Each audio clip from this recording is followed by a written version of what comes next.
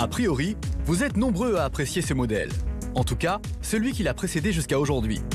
À lui seul, le Formentor représente 2/3 des ventes de Cupra. Vous savez, la marque espagnole émanation sportive de Seat, actuellement en pleine bourre, et qui vise les 500 000 exemplaires écoulés par an d'ici 2025. En gros, un bon x2 par rapport à aujourd'hui. Des constructeurs aussi dynamiques en ce moment, il n'y en a pas des masses. Et si le Formentor a autant cartonné depuis son lancement en 2020 déjà, c'est parce que c'était le tout premier modèle 100% Cupra de l'histoire de la marque. Allez, suivez, qui plus est, la hype des segments depuis plusieurs années déjà à l'époque. Et puis surtout, là, sous le capot de la version la plus sportive, il y avait un joli 5 cylindres, 2,5 litres et 390 chevaux. Autrement dit, le bonheur, quoi. Vous voulez voir? Bon, c'est demandé si gentiment.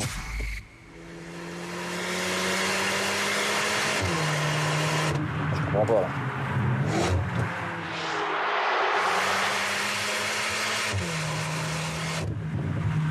Il y a un truc qui va pas.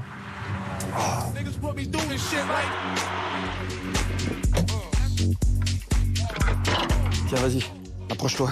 1, 2, 3, 4. Putain, ils nous ont enlevé un cylindre. Ah ça commence bien cette histoire. Voici le Formentor restylé. Mais bon, je les connais bien chez Cupra à mon avis. Ils sont sûrs de leur coup. On va voir ça. Le Formentor restylé conserve son gabarit compact, 4,45 m de long. C'est un concurrent direct du Mercedes GLA ou du Mini Countryman. En revanche, il a eu droit à de nombreux coups de bistouri, histoire d'affirmer bien haut ses gènes Cupra et faire oublier ses anciennes origines Seat.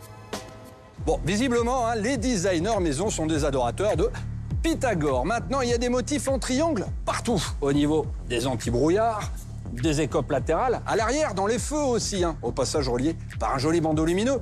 Des triangles dans les phares à l'avant, des triangles. Même les optiques de phare sont... des trapèzes.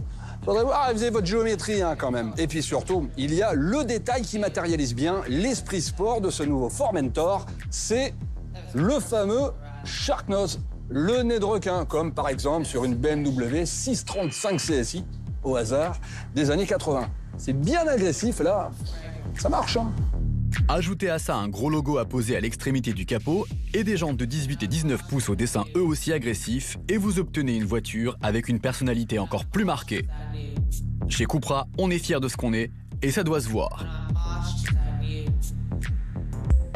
À bord, l'impression de qualité perçue est en hausse, même si on est encore loin des références du premium. L'écran central grossit et passe de 12 à 12,9 pouces de diagonale, avec au passage l'adoption d'une interface plus fluide et intuitive. Pour le confort, le chargeur de smartphone à induction est désormais refroidi. Bien vu, parce que l'induction ça chauffe un max et ça abîme les téléphones. Et il est maintenant possible d'afficher la navigation directement sur le Digital Cockpit.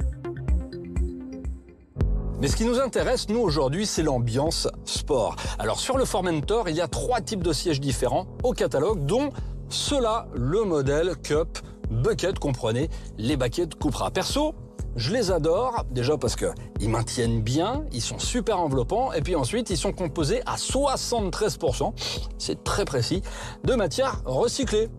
Un petit geste pour la planète, c'est sympa aussi.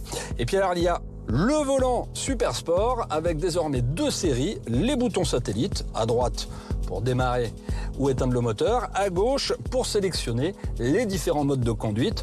Super pratique quand on a besoin de rester focus sur la route, bon, quand on attaque quoi, et que au hasard, vraiment au hasard, on a envie de sélectionner le mode Cupra.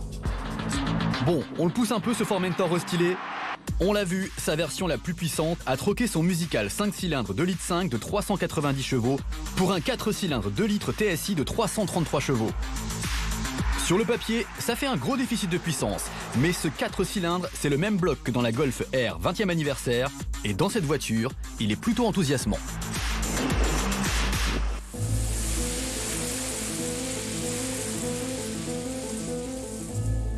Allez, on va commencer par un 0 à 100 km/h pour tester l'accélération. Sur un départ arrêté, je bascule en mode Cupra, le plus sportif des différents modes de conduite.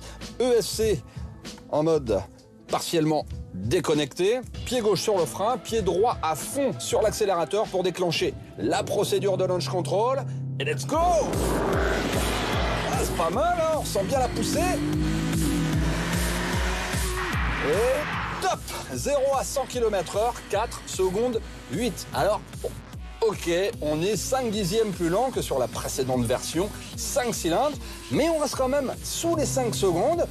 On a de belles sensations au volant. C'est pas mal, hein? Pas mal du tout, même. 1000 mètres départ arrêté, 24,1 secondes, 250 km/h de vitesse de pointe. Ce nouveau Formentor VZX conserve un niveau de performance digne d'une vraie sportive pour une caisse de plus d'1,6 tonne qui carbure au sans-plomb. Le bloc 2 litres turbo est d'ailleurs bien secondé par la boîte auto DSG à 7 rapports, avec des passages de vitesse canon. En plus, il n'y a pas à dire, Cupra sait faire des châssis. En plus, celui-là, c'est un châssis actif sur lequel on peut gérer différents paramètres, comme notamment la dureté ou la souplesse, c'est selon de l'amortissement. Et même sans suspension pilotée, eh ben, on a une voiture avec un très bon équilibre, précise. Ça, c'est un vrai régal. Ah, il y a un vrai plaisir de conduite. Le Formentor, il est aussi équipé d'une transmission intégrale 4Drive avec le système Torque Vectoring qui gère la répartition du couple sur les roues de manière indépendante. Résultat, on peut réaccélérer plus tôt, plus fort en sortie de virage. L'électronique va gérer en toute sécurité et puis la voiture va sortir plus fort. Ah, c'est pas mal du tout, une belle efficacité. Après, bon, on va pas se mentir, hein, le Formentor, ce sera jamais le roi des paddocks, ça reste un SUV. Mais il a de vrais jeunes sportifs. À tel point d'ailleurs que Cupra propose même un mode drift qui facilite les dérives du train arrière, comme sur la Golf R 20 ans.